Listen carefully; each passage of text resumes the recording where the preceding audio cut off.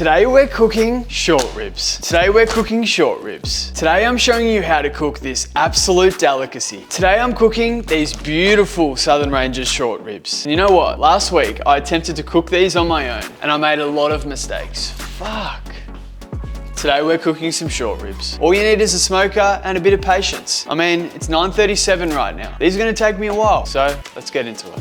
I reckon that was my 40th introduction. I'm not doing another one. Let's get into it. The beauty of these things is that they have a massive amount of fat. So unlike brisket, you actually don't need to wrap them.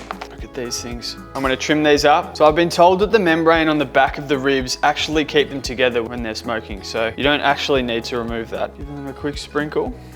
And there's probably seasonings out there that make the meat taste way better, but for me, I've just been a salt man forever, and nothing's gonna stop that. That looks pretty good to me. I've only cooked short ribs once, in fact, but I learned a lot during that cook. So if I can teach you one thing from that cook and how to make these better, then my job here is done. So I've trimmed up a fair bit of the fat, and I think it's time to get them on the smoker. So we're back outside.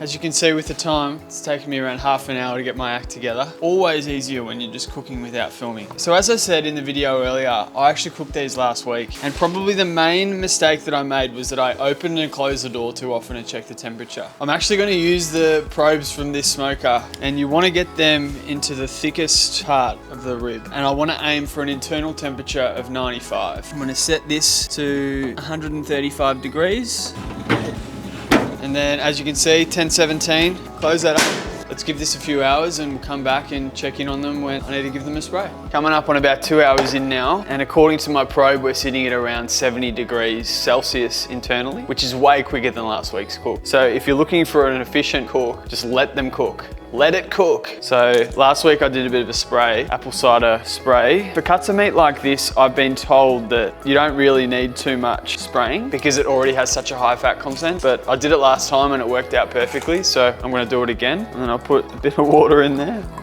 Jeez, the water's gone everywhere. The main learning I had from the cook last time was that to get from 70 to 95 took way longer than 0 to 70. But just be patient. Probably sometimes I've hit a point where it stays at around 80. You just gotta keep pushing. Don't open it like I did. I'll see you outside. I tell you what, if only YouTube had a smell feature, because this is smelling insane. You can see the bark really starting to form. Like I said, this is really beneficial for cuts with smaller fat content. This is a cut which has a really high fat content, which essentially means that I'm not as worried about it drying out. So I'll give it another quick spray, and I think we'll come back in about another hour and see how they're going. Yes! Coming up on 2:37 p.m. So the ribs have been cooking for around 4.5 hours now. Now it's worthwhile noting before we go any further that probably around halfway during the cook, I noticed that one was cooking quicker than the other. So I moved the thicker one closer to the heat source and the other one further away, which actually balanced them out perfectly. And as you'll see, one's a bit closer than the other, which is exactly what you want. Give it one last spray and we'll see how they're looking. But I'm not touching these until they're at 95. Once they're at 95, they're done. Wrapping them from there, rest them, will be good to take a bite. So impatient, it's worth it. I promise it'll be worth it. So I'm breaking my own rule here. Like I know I said before I wouldn't open it, but they're both sitting at the same internal temperature at 90. So I'm gonna get them in the same position just so they evenly cook towards the finish. You can tell that fat's starting to render out.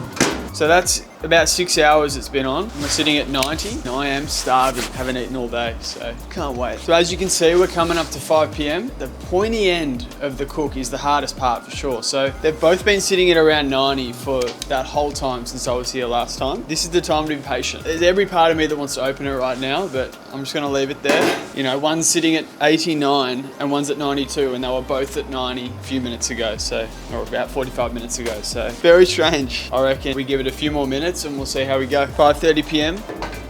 I'm gonna give these a quick probe, and they should be just entering just like butter. Yeah, look at that. You can tell they're ready. Probing at 95 exactly. Like, look at that. There's no resistance whatsoever, which is exactly the sign you want to look for when you're pulling it out. I've got to set this all up inside. So I'm going to turn the smoker off, and then I'm going to set up inside, and then we're going to wrap it in some beef tallow as well. I'm just going to close that for now, and then we'll be good to go. Oh boy. I mean, one bone is already just falling apart. So like I said before, this is a crucial element of the cook as well. Got some of my beef tallow there.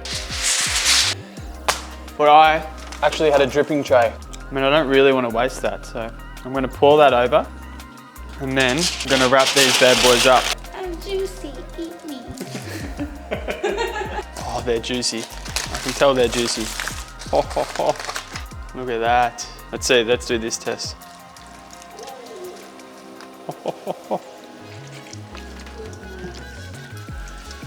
gonna taste some. Wow. If I was Max the meat guy, I would be seriously considered right here. Max the meat guy is #1. I cannot believe how good that is. You're not gonna have some, are you? No, I'm not, but it looks fucking amazing. I'm gonna eat this like a normal person and call it a day. I've been playing with this for way too long. Steak lad over and out.